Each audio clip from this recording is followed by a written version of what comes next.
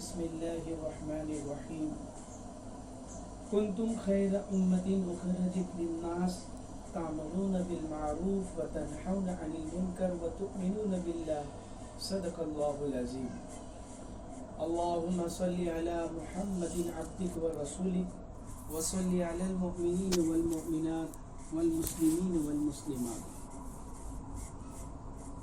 اللہ تعالیٰ کا بہت ہی بڑا فضل ہوا، کرم ہوا کہ اللہ تعالیٰ نے ہم سب کو یہاں دین کی مبارک فکروں والی ذکروں والی مجلس میں بیٹھنے کی توفیق عطا فرمائی۔ یہ ہمارا تھوڑے دیر یہاں جمع ہونا، اپنے کاموں کو آگے پیچھے کرنا، اپنے آرام کی قربانی دینا اور اللہ کی نسبت پر ہمیں بلایا گیا اور اللہ کی نسبت پر جمع ہو جانا۔ حدیث میں آتا ہے کہ جب لوگ اللہ کے ذکر میں، اس کی یاد میں، اس کے دین کی فکر میں جمع ہوتے ہیں تو آسمان سے اللہ ایک فرشتے کو بھیجتے ہیں اور وہ فرشتے اس مجلس کی طرف دیکھ کر تمام مجلس والوں کو خوشخبری سناتا ہے کہ اے مجلس میں بیٹھنے والوں، اللہ نے تمہارے سارے گناہ معاف کر دیے اور جتنے گناہ ہوتے وہ گناہ نیکیوں میں بدل دیے، کہ جتنے گناہ تمہارے اس سے پہلے ہو گئے تھے وہ سارے گناہ اللہ نے نیکی میں بدل دیے۔ ایسے مجلس میں بیٹھنے کے بعد اللہ اتنا خوش ہوتا ہے کہ زندگی بھر کی ہماری نافرمانیاں، لغزشیں، گناہ معاف کرنے کا اللہ تعالیٰ وعدہ کر رہا ہے۔ اللہ ہمیں ایسی مجلس کی قدر کرنے کی توفیق عطا فرمائے۔ اللہ تعالیٰ نے ہم پر بڑا کرم کیا، بڑا فضل کیا کہ 18,000 مخلوق اس نے بنائی ہے۔ اس زمین آسمان کے نیچے اللہ نے 18,000 قسم کے جانور، جاندار بنائے ہیں، اس میں انسان بھی ایک ہے۔ کوئی بھی مخلوق 18,000 مخلوق میں اپنے ارادے سے، اپنے مرضی سے پیدا نہیں ہوئی کہ کسی نے چاہا اور وہ بن گئے، کسی نے چاہا اور وہ بن گئے، ایسا نہیں ہوا، بلکہ اللہ تعالیٰ بولتا ہے وَمَا تَشَاءُونَ إِلَّا أَن يَشَاءَ اللَّهُ رَبُّ الْعَالَمِينَ، کہ تمہارے چاہنے سے کچھ نہیں ہوتا، وہی ہوتا ہے جو اللہ چاہتے ہیں۔ تو اس ساری دنیا کے اندر جو بھی مخلوق ہمیں نظر آ رہی ہے یہ اللہ کے ارادے سے بنی ہے۔ ہم بنے، انسان بنے، اس میں ہمارے انسان بننے میں ہمارا کوئی کمال نہیں ہے۔ اللہ نے فیصلہ کیا ہمیں انسان بنانے کا، مرد بنانے کا، عورت بنانے کا، ورنہ ہمارے بس کی بات نہیں ہے۔ اس پوری کائنات پر تنے تنا ایک اللہ کی حکومت ہے، وہ جیسے چاہتا ہے ویسا ہوتا ہے۔ اس کے لیے اللہ نے قرآن میں اپنے نبی سے کہا اے میرے نبی آپ بتا دو دنیا کو قل هو اللہ احد اللہ الصمد لم یلد ولم یولد ولم یکن له کفوا احد۔ ہم بار بار یہ سورہ اخلاص قرآن میں پڑھتے ہیں، نماز میں پڑھتے ہیں، لیکن کبھی نہیں سوچتے کہ اللہ کیا بول رہے۔ اللہ نبی کے ذریعے سے، قرآن کے ذریعے سے ہمیں یہ بتا رہے ہیں میرے نبی آپ بتا دو اللہ ایک ہے، احد اکیلا ہے، صمد بے نیاز، کسی کا محتاج نہیں ہے، وہ جو چاہتا ہے وہ کرتا ہے۔ دنیا کے چاہنے والوں کی چاہت سے کچھ نہیں ہوتا، اللہ جو چاہتے ہیں وہ ہوتا ہے۔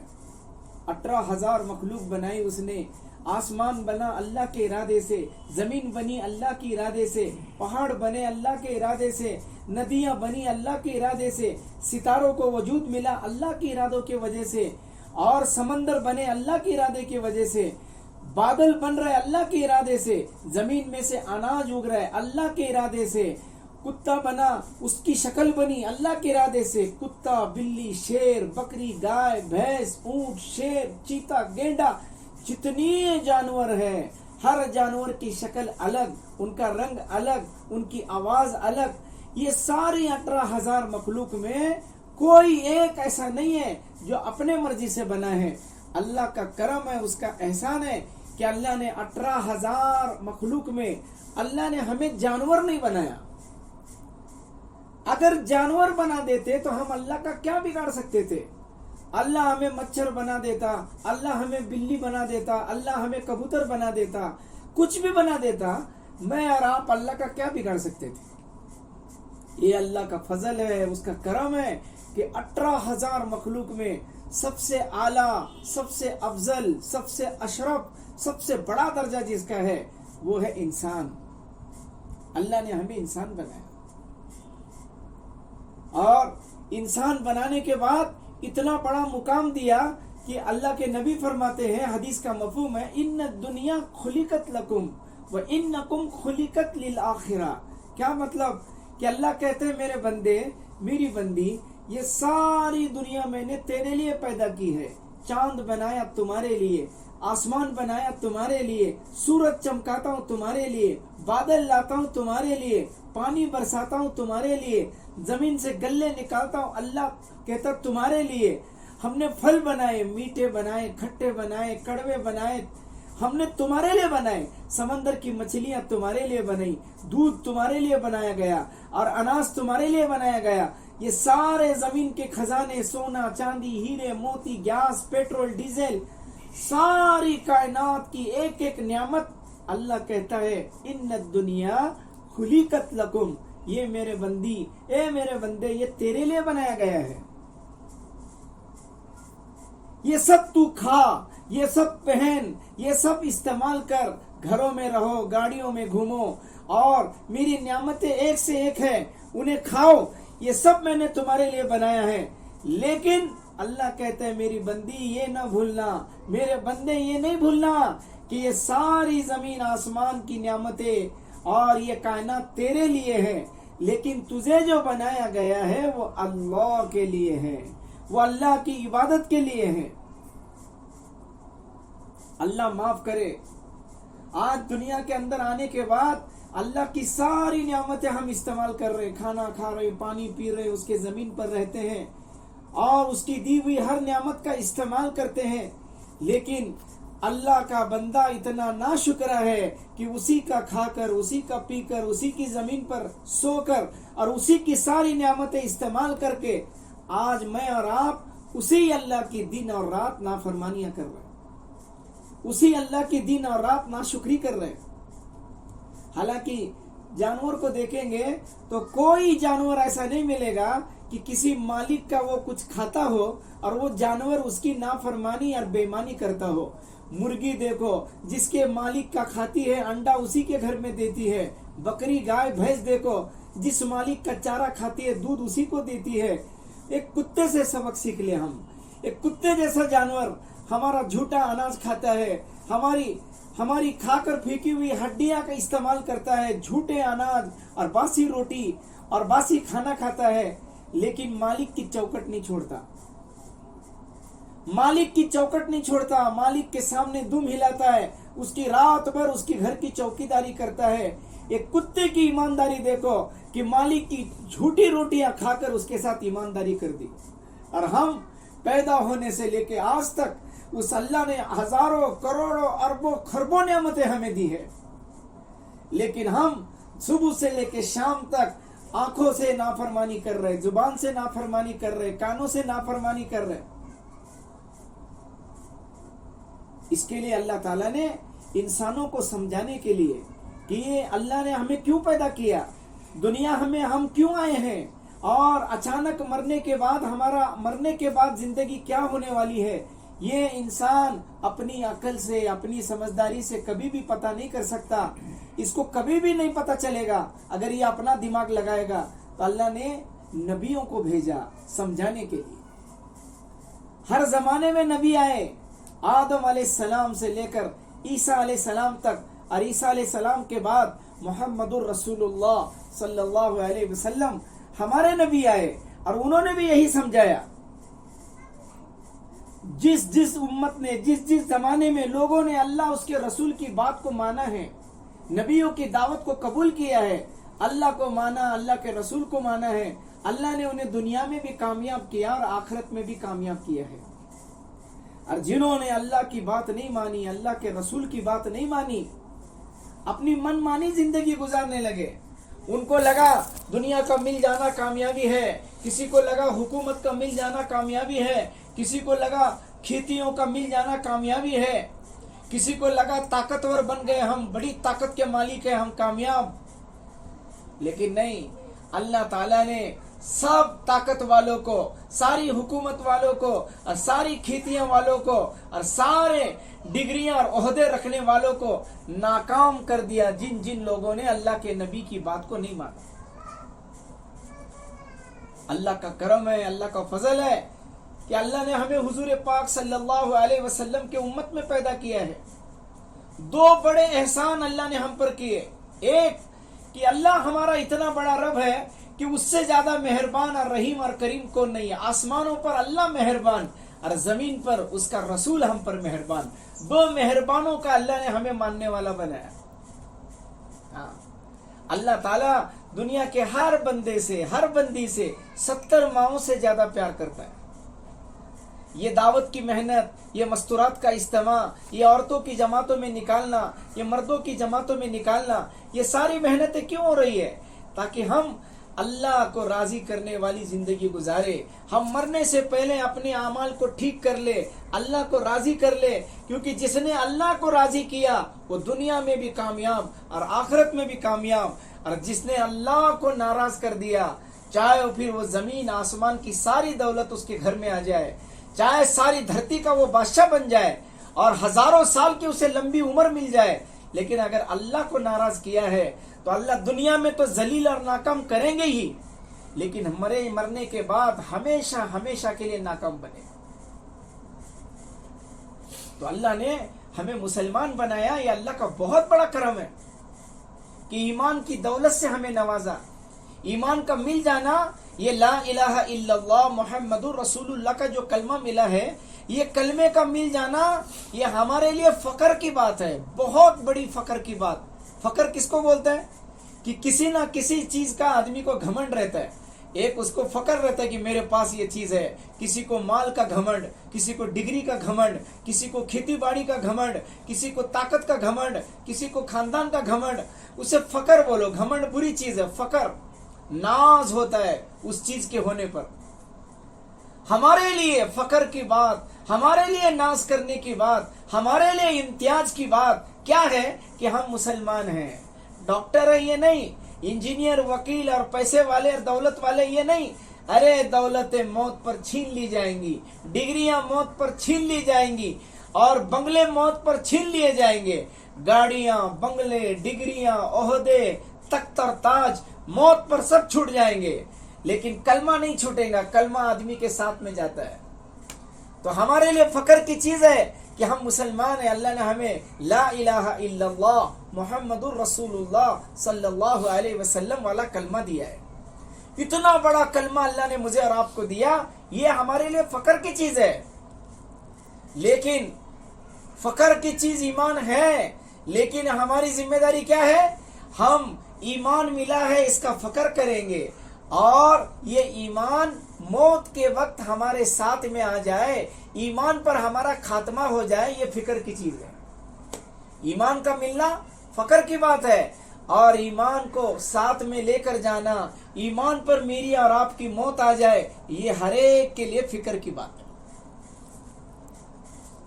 کہ میری اور آپ کی موت ایسے حال میں آ جائے کہ زبان سے جاتے جاتے اللہ کا کلمہ ہماری زبان پر آ جائے۔ کیونکہ زندگی میں تو دنیا میں مسلمان بن کر رہنا آسان ہے، ٹوپی پہن لی، داڑھی بڑھائی، جبہ پہن لیا، نمازیں پڑھی، رمضان کے روزے رکھے، عورتوں نے برقع پہنا، تسبیح پڑھی، قرآن پڑھا، نماز پڑھی۔ دنیا میں ایمان والے ہو کر زندگی گزارنا آسان ہے، لیکن ایمان پر موت آ جائے یہ بہت مشکل کام ہے۔ ایک اللہ والے جا رہے تھے، نوجوان شرارتی لوگ بیٹھے تھے چوراہے پر، چوک میں۔ وہ جوان بچے اس بزرگ کو دیکھ کر مذاق کرنے لگے۔ ایک شرارتی جوان کہنے لگا، او بڑے میاں، تمہاری داڑھی اچھی ہے کہ ہمارے بوکڑ کی داڑھی اچھی ہے؟ مذاق کرنے لگا۔ وہ اللہ والے، ہمارے جیسا ہوتا تو غصہ آتا ہم کو، لیکن اللہ والوں کی بات الگ ہوتی ہے۔ وہ اللہ والے اس نوجوان سے کہنے لگے، بیٹا اگر میرے موت کے وقت میرے زبان پر کلمہ آ گیا، اور کلمہ پڑھتے اور اللہ اللہ کرتے میری جان چلی گئی تو میری داڑھی اچھی ہے، اور اگر میری موت کلمے پر نہیں ہوئی، اگر میرے موت کے وقت میری زبان پر اللہ کا نام نہیں آیا تو میرے سے تیرے بوکڑ کی داڑھی اچھی ہے۔ اس دنیا میں ایمان والے بن کر پیدا ہونا یہ آسان ہے کہ کسی نے کان میں اذان دے دی، کسی نے اقامت دے دی، کسی نے نام رکھ دیا عبداللہ، عبدالستار، عبدالغفار، عبدالرحمن، نام رکھ دیا کسی نے مسلمانوں والا۔ مسلمان بن کر دنیا میں پیدا ہونا آسان ہے، لیکن مسلمان بن کر موت آنا یہ بہت مشکل ہے۔ ایمان کی محنت کرنا پڑتی ہے، ایمان کو دل میں اتارنا پڑتا ہے، اور یہ گشت، یہ تعلیم، یہ 3 دن کی جماعت، یہ دعوت، یہ حلقے، یہ بیان، یہ اسی لیے ہے کہ بولتے بولتے اور سنتے سنتے اللہ کی بڑائی میرے اور آپ کے دلوں کے اندر اتر جائے، کہ دل کا یقین ہو جائے کہ کرنے والی ذات ایک اللہ کی ہے۔ یہ 7 زمین، یہ 7 آسمان، یہ ذرے سے لے کے پہاڑ تک، چوٹی سے لے کے جبرائیل علیہ السلام تک، قطرے سے لے کے سمندر تک، اور زمین سے لے کے آسمان تک، اور ایک چوٹی سے لے کے جبرائیل جیسے بڑے فرشتے تک، اور مشرق سے لے کے مغرب تک، اور جنوب سے لے کے شمال تک، اور تحت الثری سے لے کے سدرۃ المنتہا تک، اور 1 روپے سے لے کے کروڑ روپے تک، اور سر درد کی گولی سے لے کے آپریشن تھیٹر تک، اور ایک چاقو چھری سے لے کے ایٹم بم تک، یہ جتنی چیزیں ہمیں نظر آ رہی ہیں یہ نفع اور نقصان دینے میں اللہ کی محتاج ہے، یہ نفع اور نقصان دینے میں اللہ کی محتاج ہے۔ میرا اور آپ کا اللہ نفع اور نقصان دینے میں دنیا کی کسی چیز کا محتاج نہیں۔ اللہ دینا چاہے کوئی روک نہیں سکتے، اور اللہ لینا چاہے کوئی دے نہیں سکتا۔ یہ ہے لا الہ الا اللہ۔ نبیوں نے آ کر اپنی امت کا ایمان بنایا، ایمان بنانے کی محنت کی، یہاں تک کہ اللہ تعالیٰ نے نبیوں کا بھی ایمان بنایا، نبیوں کی آزمائش لی، دیکھا کہ ان کے دل میں اللہ کی ذات کا یقین ہے کہ نہیں، کیا وہ دنیا کی چیزوں کا یقین رکھتے ہیں۔ اللہ نے نبیوں کا امتحان لیا، ان کے ایمان کی آزمائش لی۔ زبان کے بول کو ایمان نہیں بولتے، ہم سب بیٹھے بیٹھے بولتے ہیں اللہ کے سوا پتہ نہیں ہلتا، اللہ ہی سب کچھ کرتا ہے، لیکن ایمان کب پہچانا جاتا ہے؟ جب حالات آتے ہیں، تکلیف آتی ہے، بیماری آتی ہے، مصیبت آتی ہے، اس وقت دل میں خیال کس کا آتا ہے؟ دل کدھر دیکھتا ہے؟ بیماری میں دواخانہ یاد آتا ہے، ڈاکٹر یاد آتا ہے، یا اللہ پر بھروسہ آتا ہے، یا اللہ سے ہم رو کر مانگتے ہیں؟ ایمان تو اس وقت پہچانا جاتا ہے۔ حضرت ابراہیم علیہ السلام اللہ کے بہت بڑے نبی ہیں، خلیل اللہ ہے۔ ان کے لیے جب یہ دعوت دیتے تھے، نمرود بادشاہ تھا، اور وہ بادشاہ لوگوں کو کہتا تھا میں خدا ہوں، اس نے اپنے مورتیاں بنائی تھی اپنے، اور لوگوں کو سجدہ کرنے لگاتا تھا۔ ابراہیم علیہ السلام اللہ نے نبی بنا کر بھیجے، انہوں نے جا کر لوگوں کو سمجھایا کہ تم کس کی پوجا کرتے ہو؟ جس کو تم نے اپنے ہاتھوں سے بنایا ہے۔ لوگ پوچھتے تھے تم کس کی پوجا کرتے ہو؟ ابراہیم علیہ السلام کہتے تھے میں اس کو اپنا معبود اور خدا مانتا ہوں جس نے تمہیں بنایا، مجھے بنایا، اس آسمان کو بنایا، یہ چاند سورج بنایا، کائنات کے بنانے والے کو، چاند اور سورج کو ڈبانے والے کو، نکالنے والے کو میں رب مانتا ہوں۔ تو نمرود نے ابراہیم علیہ السلام کو پکڑا اور بہت بڑی آگ جلائی، بہت بڑی آگ، اتنی لکڑیاں اکٹھا کی اور اتنی بڑی آگ جلائی کہ اوپر سے پرندہ بھی اگر اڑ کر جانے لگے تو اس آگ کی گرمی سے جھلس کر مر جائے، گر جائے، جل جائے۔ اب ابراہیم علیہ السلام کو اس میں ڈالنے لگا، لیکن کیسے ڈالیں گے؟ اتنے اس کے چٹکے لگ رہے تھے کہ دور سے بھی آدمی کھڑا ہو نہیں سکتا تھا۔ تو ابراہیم علیہ السلام کو کہنے لگے تو خود جا کر کود جا۔ ابراہیم علیہ السلام کہنے لگے میں کیوں کودوں؟ میں کیوں کودوں؟ تو شیطان آیا اور شیطان نے ان لوگوں کو مشورہ دیا، جیسے دیہاتوں میں اپنے باغ میں پرندوں کو اڑانے کے لیے گوفن بناتے ہیں اور ایسا گھما گھما کے پتھر کو دور پھینکتے ہیں، ایسے ان کو گھما کے اس آگ میں پھینکو۔ انتظام کیا گیا، ابراہیم علیہ السلام کو آگ میں ڈالا جانے لگا۔ اب تھوڑی دیر میں ان کو آگ میں پھینکنے والے ہیں، آگ کے شعلے بھڑک رہے ہیں، اور ابراہیم علیہ السلام اپنا دھیان ایسے وقت میں سمجھ میں آتا ہے کہ دل میں کتنا لا الہ الا اللہ ہے. ہاں، مسجد میں، نماز میں، مصلی پر، قرآن پڑھتے وقت، ہاتھ میں تسبیح ہوتے وقت اللہ بہت یاد آتا ہے. اصل اللہ کی ذات کا یقین تو حالات میں پہچانا جاتا ہے، مصیبت میں پہچانا جاتا ہے، بیماری میں اور تکلیف میں پہچانا جاتا ہے کہ اب بندی کس کو یاد کر رہی ہے، اب بندے کا دھیان کدھر جا رہا ہے. پیسے والوں کو یاد کرتا ہے کہ اللہ کو پکارتا ہے، حالات میں دھیان کدھر جاتا ہے. ابراہیم علیہ السلام نے آنکھ دیکھی، یقین ہو گیا کہ اب مجھے پھینکا جائے گا، تو ابراہیم علیہ السلام نے اپنی آنکھیں بند کر لی اور پکارنا شروع کر دیا کہ نعم المولا و نعم النصیر، حسبی اللہ نعم الوکیل، نعم المولا و نعم النصیر. اللہ کو پکارنا شروع کر دیا کہ اے اللہ تو ہی مددگار ہے اور تو ہی میرا وکیل ہے اور نصیر ہے اور حفیظ ہے. اللہ کو پکارنا شروع کیا. جبرائیل آ گئے، میکائیل آ گئے، دو اللہ کے بڑے فرشتے، اور کہنے لگے یا ابراہیم ہم آئے تمہاری مدد کرنے کے لیے، بولو ہم تمہاری مدد کریں، ہم تمہاری مدد کے لیے آئے ہیں. ابراہیم علیہ السلام نے ان دونوں فرشتوں سے کہا تم اپنے مرضی سے آئے ہو یا میری مدد کے لیے تم کو اللہ نے بھیجا ہے؟ تم اپنی مرضی سے آئے ہو کہ میرے اللہ نے بھیجا ہے؟ وہ کہنے لگے نہیں نہیں ابراہیم، اللہ نے نہیں بھیجا، ہم نے دیکھا کہ آگ جل رہی ہے اور اس میں تمہیں ڈالا جا رہا ہے، ہم تمہاری مدد کو آ گئے. حضرت ابراہیم علیہ السلام کہنے لگے ہاں میں مصیبت میں ہوں اور میں آگ میں ڈالا جا رہا ہوں اور مجھے بے شک مدد کی ضرورت ہے. اگر اللہ نے تمہیں میری مدد کو بھیجا ہے تو میں مدد چاہتا ہوں. اللہ نے تمہیں نہیں بھیجا، تم اپنی مرضی سے آئے ہو، تو مجھے تمہاری مدد کی ضرورت نہیں ہے. مجھے اللہ کے لیے اس آگ میں پھینکا جا رہا ہے اور میرا اللہ آسمان سے دیکھ رہا ہے اس بھڑکتی ہوئی آگ میں مجھے پھینکتے ہوئے. اگر وہ بچانا چاہتا ہے تو بچائے گا اور اگر وہ جلانا چاہتا ہے تو میں اس اللہ کے نام میں اس آگ پر کودنے اور جان دینے کو تیار ہوں. اللہ اکبر! کیا ایمان ہے، کیا یقین ہے ابراہیم علیہ السلام کا. یہ قرآن میں اللہ نے واقعہ بیان کیا تاکہ قیامت تک آنے والی مسلمان عورتیں، مسلمان مرد دیکھ لے کہ کس کو کہتے ہیں ایمان، کس کو کہتے ہیں لا الہ الا اللہ. اتنی بھڑکتی آگ اور دو فرشتے مدد کرنے آئے ہیں، لیکن ابراہیم علیہ السلام کہہ رہے نہیں نہیں میں تمہاری مدد کا محتاج نہیں ہوں، میں اللہ کی مدد کا محتاج ہوں. اللہ نے دیکھا کہ واہ میرے نبی، اتنا بھروسہ، اتنا یقین ہے تمہیں، کہ اللہ کو پکارنے لگے. جب پھینکا گیا اللہ نے کیا کیا؟ اللہ اکبر! کیا قدرت ہے اللہ کی. اللہ نے بارش نہیں گرائی. اگر آگ بجھانے کے لیے اللہ بارش گرا دیتا تو میرج کی عورتیں اور کرلسکر واڑی کی عورتیں اور ساری دنیا کے مرد اور عورت بولے سے دیکھو بلا اللہ نے بھی آگ کو پانی سے بجھایا کہ نہیں. اور یقین آ جاتا مخلوق کا، اسباب کا. تو اللہ نے آگ کو پانی سے نہیں بجھایا، اللہ نے اپنی قدرت دکھائی. قیامت تک آنے والے سائنٹسٹ لوگ کے دماغ بھی حیران ہو گئے کہ آگ کو بجھانے کے لیے پانی کی ضرورت ہے، لیکن نہیں، پانی نہیں استعمال کیا. ابراہیم علیہ السلام آگ میں گرنے سے پہلے صرف اللہ نے آگ کو حکم دیا یا نارو کونی بردم و سلاما علی ابراہیم، اے آگ سلامتی کے ساتھ ٹھنڈی ہو جا.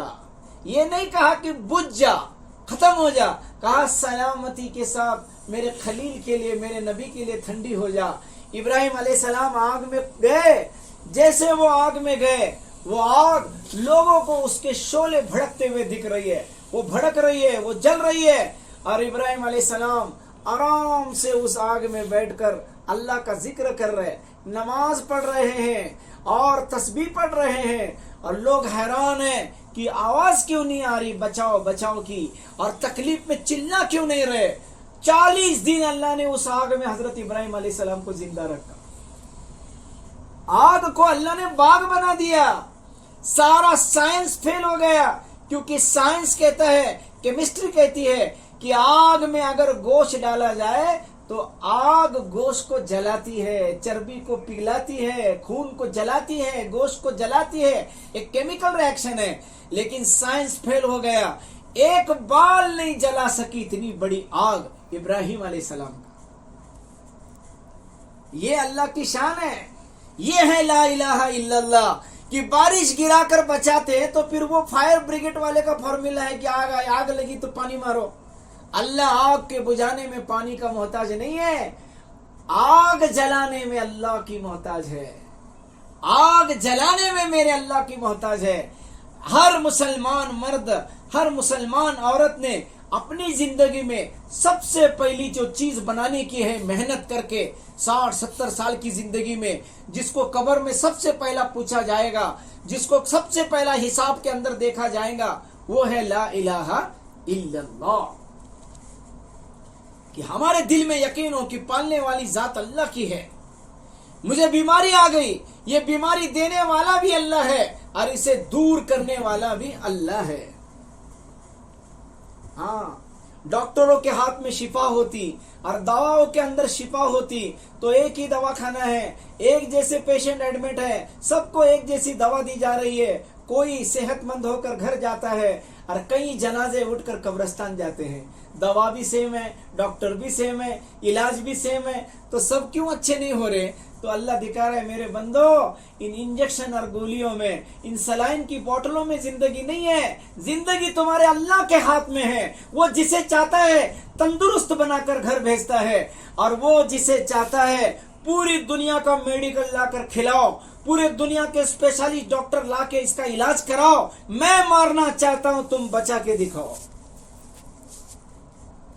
ہمارے دل میں یقین ہو اللہ کی ذات ہے سب کچھ کرنے والی. روزی کا مالک اللہ ہے، اولاد کا دینا اللہ کے ہاتھ میں ہے. پوری دنیا کے کسی مولانا کے ہاتھ میں اور تعویذ والے کے ہاتھ میں نہیں ہے اولاد کا دینا.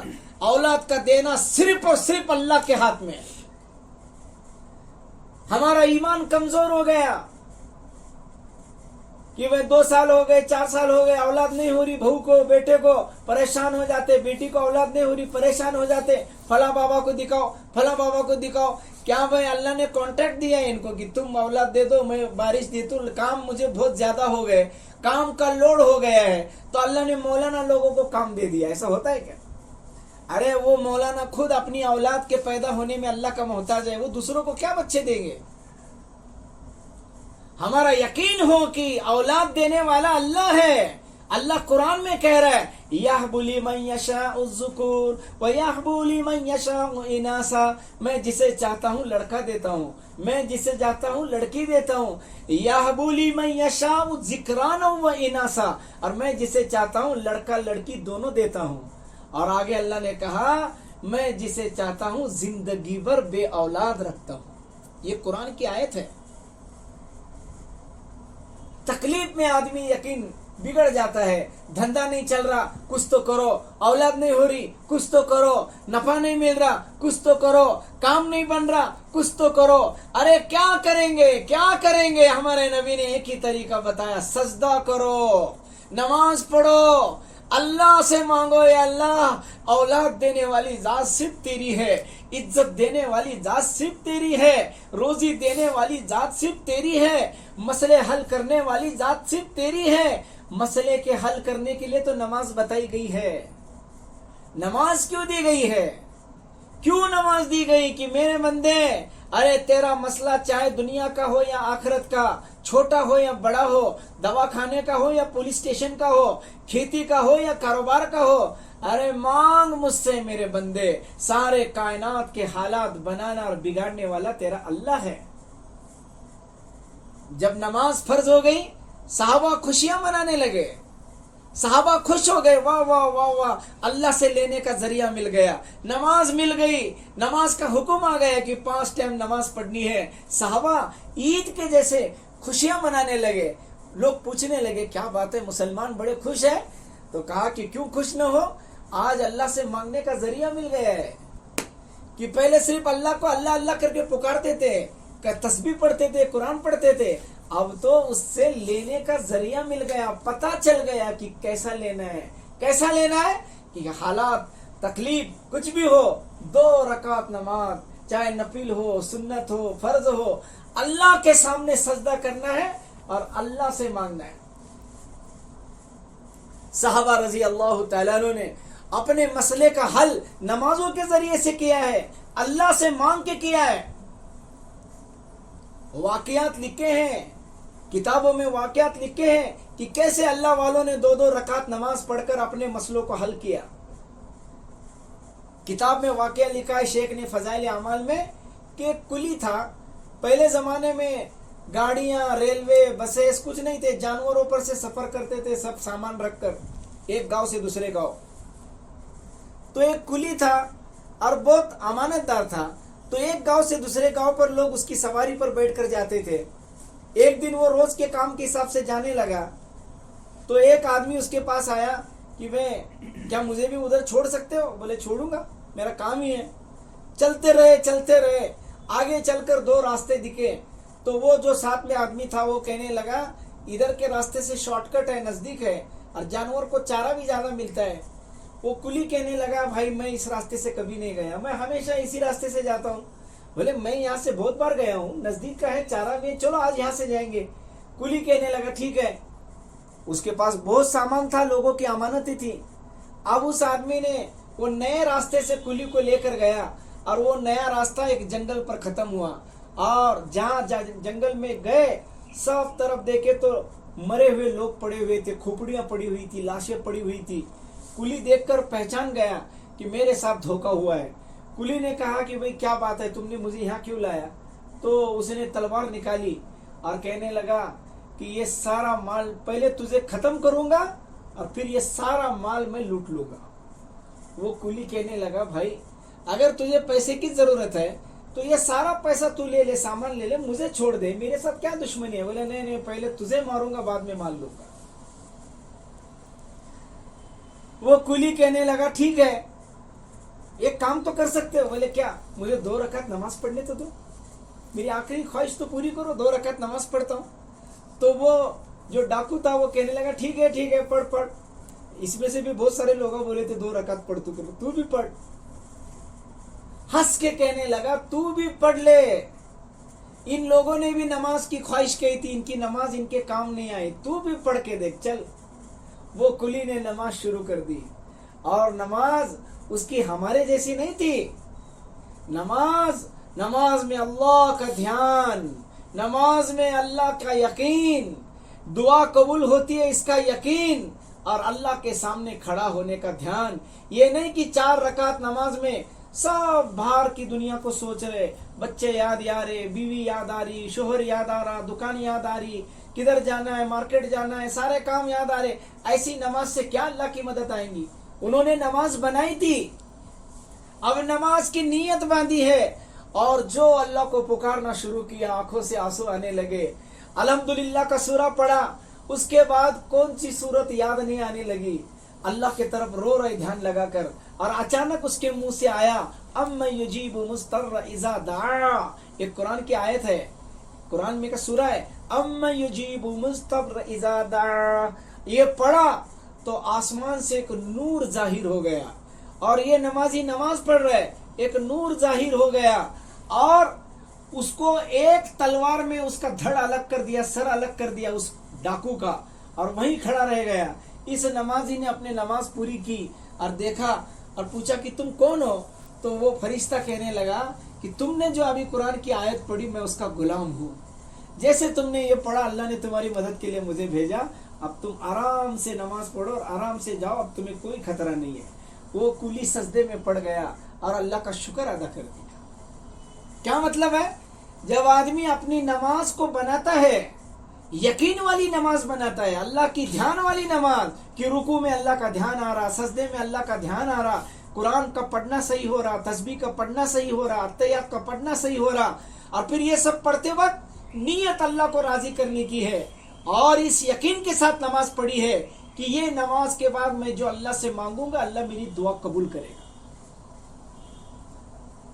ऐसे एक नहीं, हजारों वाकयात अल्लाह वालों की किताबों में है और सिर्फ किताबों में नहीं है, आज भी माशाअल्लाह जिन्होंने अपनी नमाज बनाई है और यकीन के साथ नमाज पढ़कर अल्लाह से मांगते हैं, आज भी उनके मसले अल्लाह नमाज के जरिए से पूरे कर रहे हैं। हाँ, इसके लिए बोलते हैं कि नमाज अल्लाह की बहुत बड़ी नियामत है। अल्लाह ने रोजा रोजे का हुक्म दिया, जिब्राइल अलैहिस्सलाम को जमीन पर भेजा, वो आए और कहा या रसूलुल्लाह रोजा फर्ज है। हज का हुक्म आया जिब्राइल के जरिए से, या रसूलुल्लाह हज फर्ज है। ज़कात का हुक्म आया, जिब्राइल आए जमीन पर, या रसूलुल्लाह ज़कात फर्ज है, रोजा फर्ज है, सदका दिया करो, ये करो, ये करो। लेकिन सारे अहकाम अल्लाह के जमीन पर आए, लेकिन अल्लाह ने जब नमाज का हुक्म देने का इरादा किया तो वो नमाज जमीन पर नहीं आई, बल्कि अल्लाह ने हुजूर को आसमान पर बुलाया, मेराज का सफर कराया, 7 आसमानों को पार करके अपने महबूब को अपने पास बुलाया, करीब बुलाया, आमने सामने बुलाकर कहा कि ए मेरे हबीब, तुम्हारी उम्मत पर ये नमाज फर्ज हो गई है। आसमान पर बुलाकर ये तोहफा दिया गया। इतनी कीमती नियामत है नमाज। बंदा जब सजदा करता है तो वो सजदा मुसल्ले पर और चटाई पर नजर आता है, लेकिन हकीकत में वो अल्लाह पाक के कदमों में अपना सर रखता है। हाँ, इसके लिए नमाज को जानदार बनाना है, नमाज की पाबंदी करनी है। हमारे घरों के सारे मसले जो बीमारी के हैं और बेबरकती के हैं और कारोबार के हैं और कर्जे के हैं और खेती के हैं, जो भी मसले हैं, ये सारे मसले हल होंगे जब घर की औरतें, घर के मर्द सब नमाज के पाबंद बनेंगे। आज हम नमाज की पाबंदी करते नहीं है और लोगों को शिकायत करते कि क्या करने का, वो मुसीबत दूर होने को तैयार नहीं, परेशानी और दलिंदरी जाने को तैयार नहीं। कैसे जाएंगी परेशानियां जब घरों में बेनमाजी रहेंगे। हजरत गौस पाक रहमतुल्लाह अलैह इतने बड़े अल्लाह के नबी हैं। हजरत गौस पाक रहमतुल्लाह अलैह इतने बड़े अल्लाह के ये वली है, नाउज़ुबिल्लाह, वली है, वली, पीराने पीर, वलियों के सरदार हजरत अब्दुल कादिर जिलानी, जिनको गौस पाक कहा जाता है, बहुत बड़े पीर, लाखों मुरीद। आज भी माशाअल्लाह इनकी किताबें पढ़कर लोगों को अल्लाह हिदायत देते, इतने बड़े जिंदा वली। अब उनके पास एक मुरीद आया जो उनका खास मुरीद था और कहने लगा कि हजरत, मेरे घर में सारे लोग नमाजी हैं लेकिन मेरे घर में बरकत नहीं है, परेशान हूं मैं। तो हजरत गौस पाक रहमतुल्लाह अलैह ने कहा, तेरी बीवी नमाज पढ़ती है? बोले हाँ। तेरी औलाद नमाजी है? बोले हाँ। तेरे अम्मी अब्बा? बोले हाँ, सब नमाज के पाबंद है माशाअल्लाह। तो बोले अच्छा, तो बोले ऐसा कर, तेरे घर को एक अच्छा पर्दा लगा, पर्दे का इंतजाम बराबर कर घर का। तो उन्होंने जाकर पर्दे का इंतजाम कर दिया। फिर 2-4 महीने के बाद आ गए और कहने लगे, हजरत अल्लाह का शुक्र है, अब हालात बहुत बदल गए हैं, अब बड़ा सुकून है, घरों में बरकत है माशाअल्लाह, बहुत अच्छा है। जब से मैंने पर्दा लगाया आपके कहने के मुताबिक घरों में माहौल बदल गया है।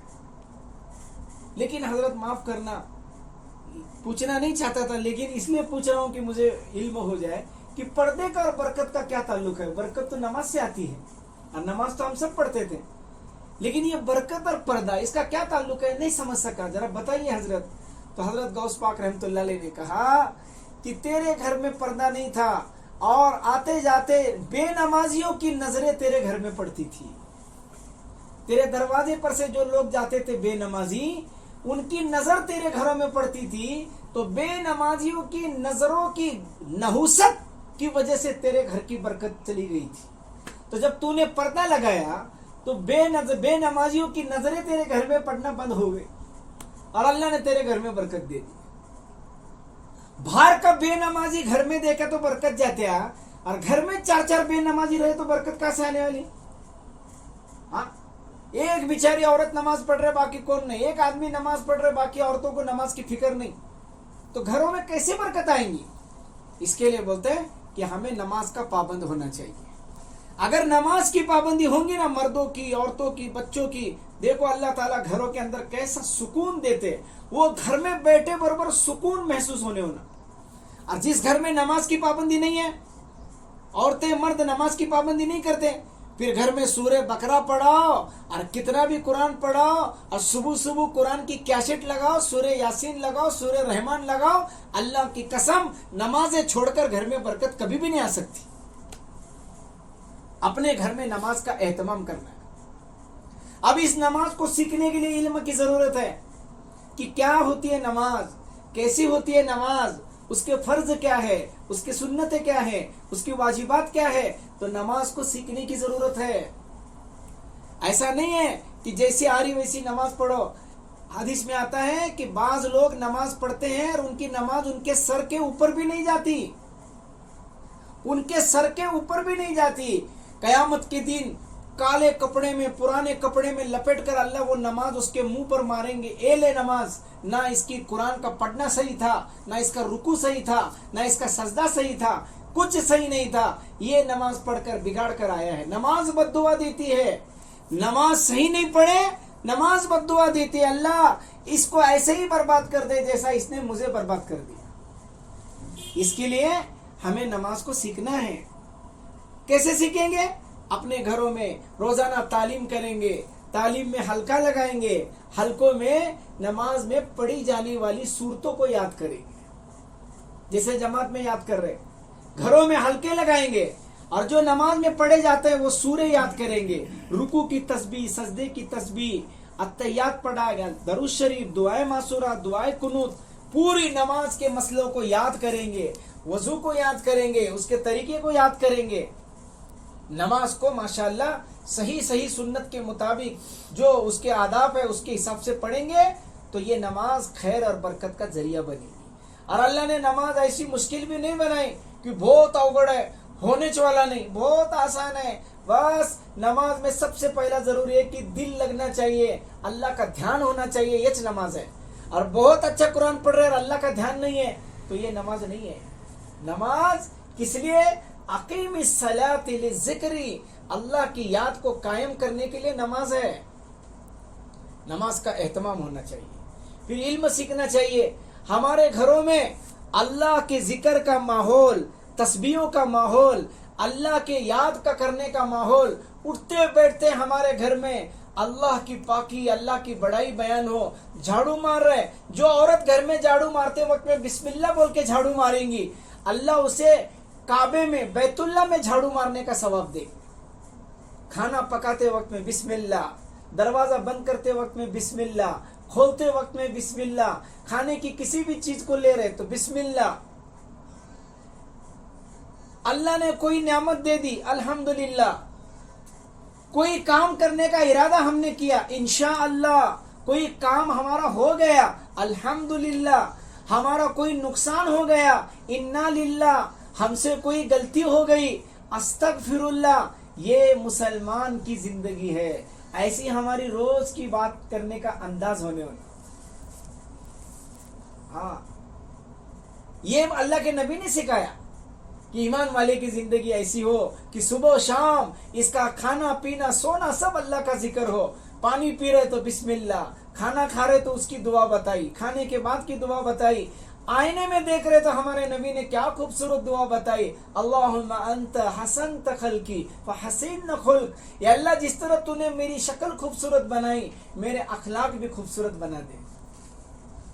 کپڑا پہنتے وقت میں دعا پڑھے, سوتے وقت دعا پڑھے, سو کر اٹھنے کے بعد کہے الحمدللہ الذی احیانا بعد ما اماتنا والیہ النشور.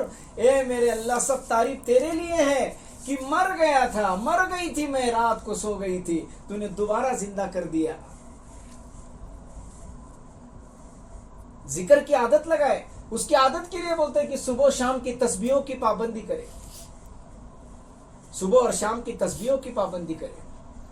تیسرا کلمہ درود پاک اور استغفار, یہ 3 تسبیح فجر کے بعد, 3 تسبیح عصر کے بعد, اور کام کی وجہ سے اگر عصر میں نہیں پڑھ سکے تو سونے سے پہلے ان تسبیحوں کو پورا کرے.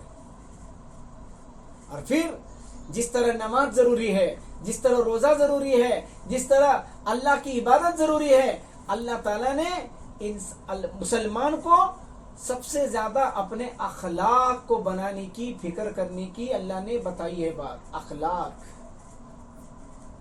اگر اخلاق اچھے نہیں ہیں تو عبادت کے راستے سے جو نیکیاں جمع ہوئی ہے, روزہ, نماز, حج, تہجد, اشراق, خیرات, خدمت, صدقہ, جتنی نیکیاں ہم نے کمائی عبادت کر کے, اگر اخلاق اچھے نہیں ہوں گے تو عبادت سے کمائی ہوئی نیکیاں اخلاق کے نہ ہونے کی وجہ سے, معاملات کی بگاڑ کی وجہ سے وہ نیکیاں چلی جائیں گی. ہاں, اللہ کے رسول صلی اللہ علیہ وسلم سے ایک عورت کے بارے میں کسی نے ذکر کیا کہ یا رسول اللہ ہمارے بازو میں ایک عورت رہتی ہے، بہت نماز پڑھتی ہے، بہت روزہ رکھتی ہے، لیکن زبان بڑی بدتمیز ہے، بہت زبان کی برائی ہے، قینچی کی جیسے زبان، غیبت اور چغلی اور گالی، زبان بڑی گندی ہے۔ ہمارے نبی نے فرمایا لا خیر فی، وہ عورت کے اندر کوئی بھلائی نہیں ہے، وہ دوزخی ہے۔ حالانکہ کلمہ یعنی نماز کی پابندی، روزے کی پابندی، نفل روزے، نفل نمازیں سب، لیکن زبان نہیں اچھی، ہمارے نبی نے فرمایا اس میں کوئی بھلائی نہیں ہے، دوزخ کی عورت ہے وہ۔ ایک عورت کے بارے میں اللہ کے نبی کے سامنے ذکر آیا، ہمارے فلانا ایک پڑوسی ہے، وہ عبادت فرض نماز پڑھتی ہے، فرض روزے رکھتی ہے، لیکن اخلاق بہت اچھے ہیں، زبان بہت میٹھی ہے، ہر ایک کی عزت کرتی ہے۔ اللہ کے نبی نے فرمایا وہ جنتی ہے۔ اخلاق کا بننا ضروری ہے۔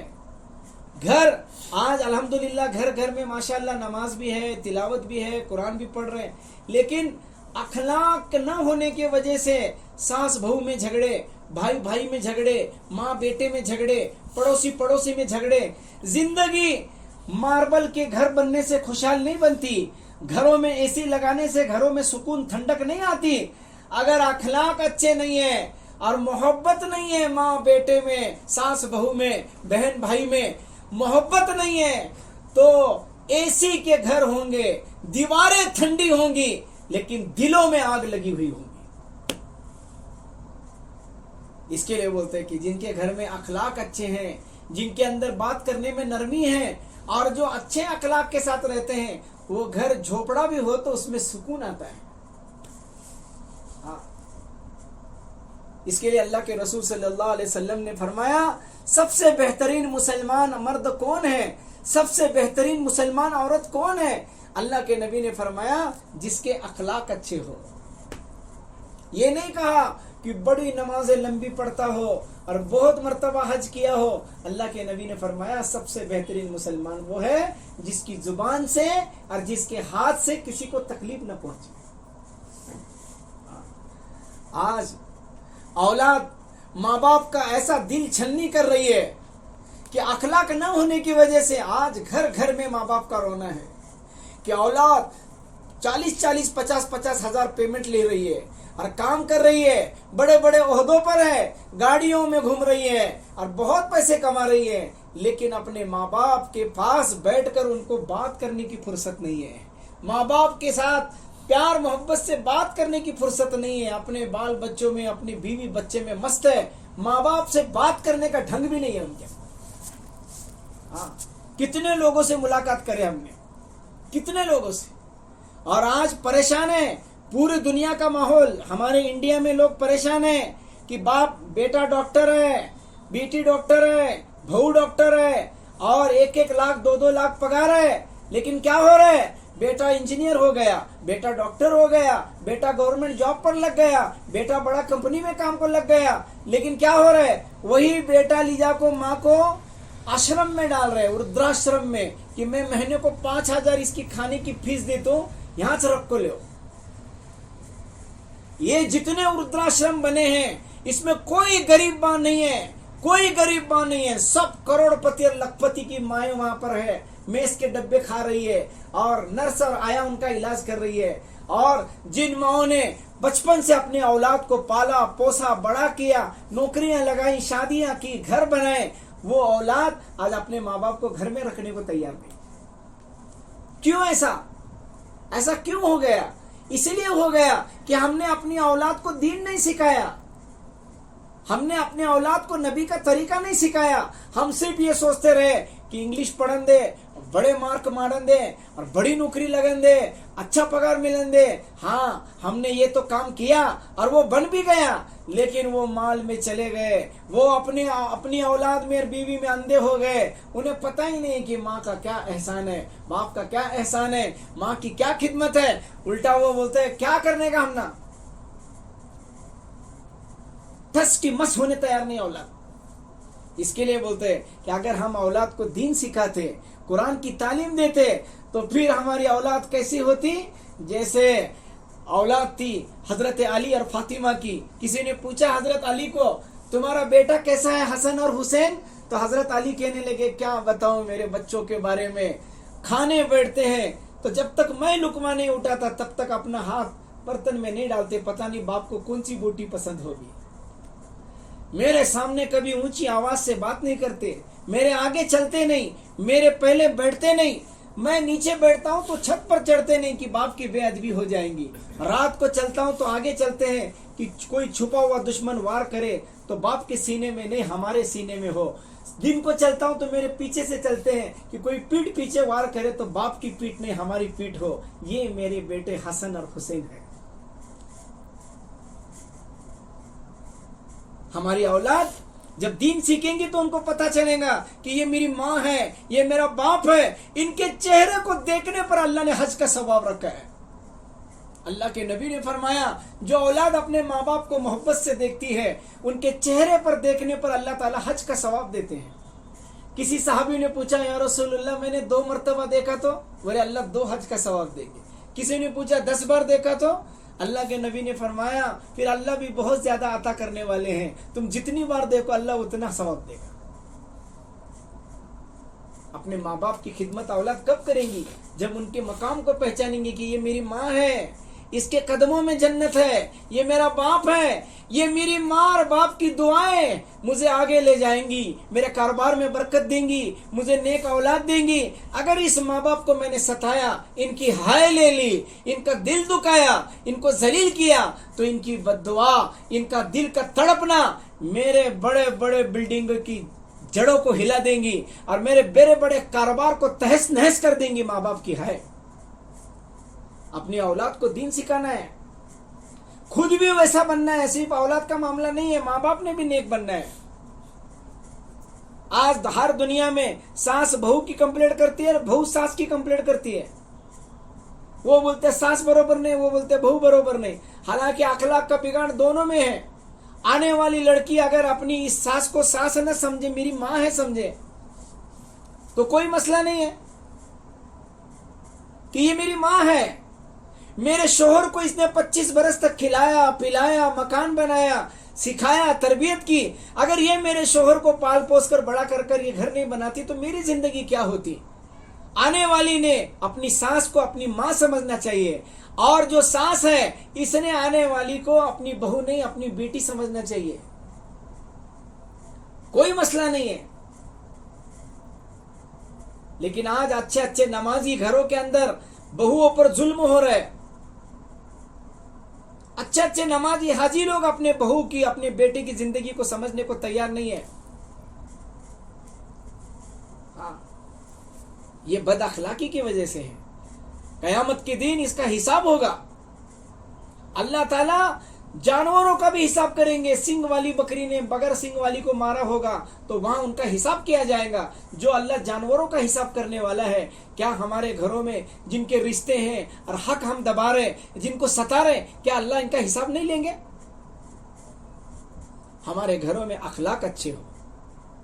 ہاں، ہمارے نبی نے کیسی زندگی گزاری، اپن مستورات کی جماعت میں آئے، مردوں کو بھی ہمارے نبی جیسے اخلاق اپنے گھروں میں گزارنا چاہیے۔ ہمارے نبی گھر میں پانی بھرتے تھے، ہمارے نبی گھر میں جھاڑو مارتے تھے، ہمارے نبی گھر میں خود کے کپڑے خود دھوتے تھے، ہمارے نبی گھر میں بیوی آٹا گن رہی ہے تو وہ ہاتھ میں سے نکال کے لیتے، عائشہ میں آٹا گنتا ہوں تم روٹی بناؤ۔ جھاڑو مار رہے، پانی بھر رہے، جنگل سے لکڑیاں لا رہے، چولہا جلا رہے۔ ہم شادی کر کے لاتے ہیں، ہمیں سمجھتے کہ نوکرانی مل گئی فری میں، ایک کام والی بائی کو کپڑے کے الگ، بھانڈے کے الگ، پکانے کے الگ دینا پڑتا ہے، اور ہم بیوی پر سارا غصہ اتارتے ہیں، کیا کر رہا، کیسے کام کر رہا، کیسا پکایا، کیسے کپڑے دھویا، حالانکہ یہ اس کی ذمہ داری نہیں ہے۔ شریعت کے حساب سے اس نے کی خدمت تو اللہ اسے نیک کام اس کا بدلہ دے گا، تو بد اخلاقی نہیں۔ ہمیں اپنی زندگی کو سیکھنا ہے، ہمارے لیے نمونہ رسول اللہ صلی اللہ علیہ وسلم کی زندگی ہے۔ مردوں نے بھی دین سیکھنا ہے، عورتوں نے بھی دین سیکھنا ہے۔ ہمارے ایک دوست کی ماں تھی، ان کو داماد بہت نیک مل گیا، دعوت کے کام میں جڑا ہوا بیچارہ، سنتوں کا پابند، تو وہ داماد ایسا ملا کہ گھر میں بیچارہ بچوں کو چھوڑنے جاتا تھا, پسنا لاتا تھا, بازار لاتا تھا, پانی بھرتا تھا, اپنا برتن اٹھا کو دھوتا تھا. جماعت میں سیکھتا ہے نا آدمی, تو وہ بیچارہ ویسا تھا. تو وہ ہمارے دوست کی ماں بولتی تھی جوئی نہیں وہ فرشتہ ہے, فرشتہ. کیا بولتی تھی؟ ہم نہ جوئی نہیں ملے, کیا ملے؟ فرشتہ ہے, فرشتہ. اتنا دعا دیتی تھی اپنے داماد کو. اب وہ ہمارے دوست کی شادی ہو گئی, وہ جو چاچی تھی جن کا داماد فرشتہ بولتی تھی, اب وہ ان کا بیٹا شادی ہوئی اور انہیں بھی دعوت کے کام میں جڑیلا.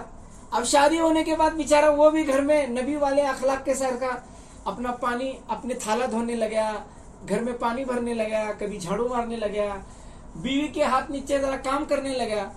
تو ماں نے بلا کو بولی, بولنے کے ساتھی ذرا تمہارا دیکھے گا, بولنے کے کیا ہے, پاک جورو کا غلام ہو کو چھوڑے, بولنے کے. ہاں, انہیں جو لفظ واپرے وہ تم نہ بولا نا, ذرا ہاتھ میں مذاق بولیں گے, بیل ہوئے سے بولنے کے, بیل.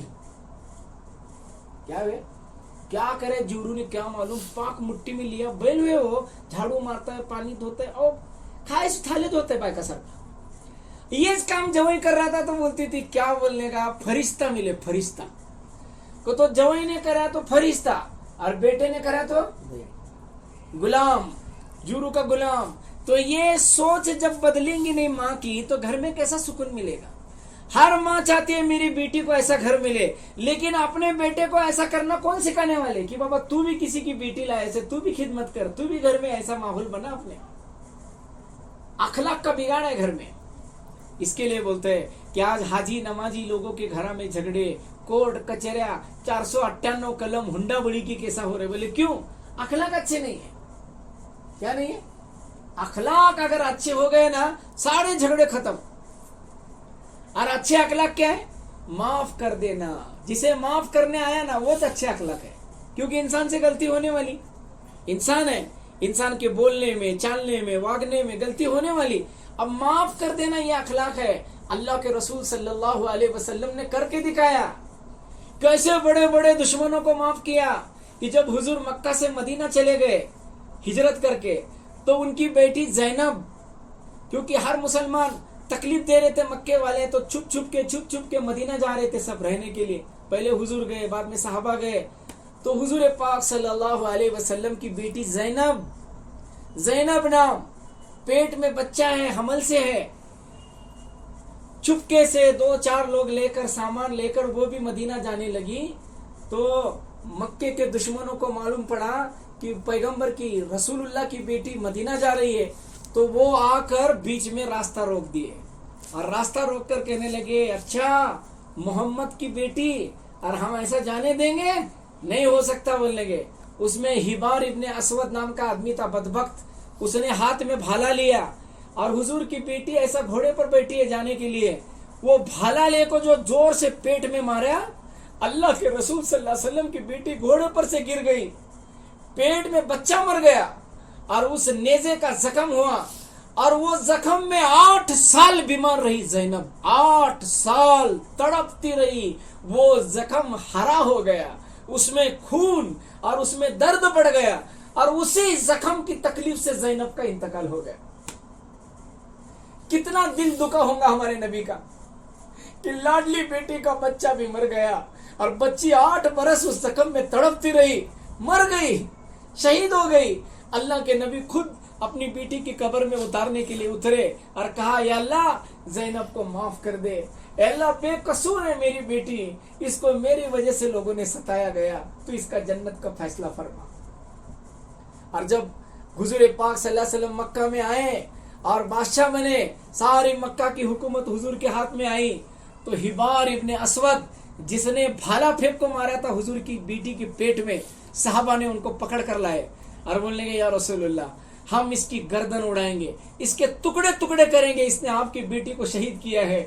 اللہ کے نبی نے فرمایا نہیں صحابہ چھوڑ دو اس کو, مجھے 1000 کافروں کو مارنے سے ان کو کلمہ پڑھانا پسند ہے, مجھے ان کے مارنے سے, قتل کرنے سے ان کا ایمان لانا پسند ہے. ایسے بیٹی کی دشمن کو معاف کرنا معمولی بات ہے. آج ہم نے کون ذرا کیا تو گالی دیے تو ہمیں زندگی بھر نہیں بھولتے, اور بیٹی کے قاتل کو معاف کر دینا, یہ ہمارے نبی کے اخلاق ہے. جب ہمارے نبی مکہ جا رہے تھے تو ان کے مکہ مدینہ جا رہے تھے مکہ چھوڑ کر، تو ہمارے نبی کے دل میں آیا کہ چلو جا کو مکے کی مسجد میں نماز پڑھیں گے، ابھی پتہ نہیں کب مکہ نصیب ہوتا ہے آنے، ابھی مکہ چھوڑ کے جا رہے، تو نماز پڑھنے مسجد میں گئے۔ تو اس وقت عثمان نام کے ایک دوسرے آدمی ہیں جو مسلمان نہیں تھے، اور وہ وہاں کے ان کی چابیاں، مکے کی مسجد کی چابیاں ان کے ہاتھ میں تھی۔ جیسا حضور وہاں گئے، عثمان کہنے لگے کیا بات ہے؟ بولے مجھے نماز پڑھنی ہے۔ چلو چلو، کوئی نماز نہیں پڑھنے دیں گے، اندر آنے نہیں دیں گے تم کو۔ ہمارے نبی بولنے لگے میں 2 رکعت پڑھتا ہوں۔ بولے نہیں آنے کا کعبے میں، دھکے مار کے باہر نکالا۔ تو ہمارے نبی نے عثمان کی طرف دیکھ کر کہا عثمان اس دن تیرا کیا ہوگا جس دن چابیاں میرے ہاتھ میں ہوگی اور تو وہاں کھڑا ہوگا جب میں کھڑا ہوں۔ تو وہ عثمان کہنے لگا جاؤ جاؤ، یہ دن تمہارے لیے کبھی نہیں آئیں گے محمد، چلو یہاں سے نکلو۔ 10 سال گزر گئے، اللہ کے رسول آئے اور وہ کعبے کی چابی اللہ کے رسول کے ہاتھ میں آ گئی۔ حضور پاک صلی اللہ علیہ وسلم کے ہاتھ میں کعبے کی چابیاں آ گئی، اور عثمان سامنے کانپ رہے تھر تھر تھر کہ ابھی میرے ٹکڑے ہوں گے، اب میری گردن اڑائی جائیں گی۔ اللہ کے نبی نے وہ چابیوں کا گچھا ہاتھ میں لیا اور کہا عثمان یاد ہے میں نے تجھ سے کہا تھا کہ ایک دن آئے گا کہ چابیاں میرے ہاتھ میں ہوگی، اور جہاں میں کھڑا ہوں وہاں تو کھڑا ہوگا، بول ابھی تیرے ساتھ کیا کرنا چاہیے۔ تو عثمان گردن نیچے ڈال کے کہنے لگا کہ یا محمد آپ ایک شریف ہے، وہ کرو جو ایک شریف کرتا ہے۔ ہمارے نبی نے فرمایا ادھر آ،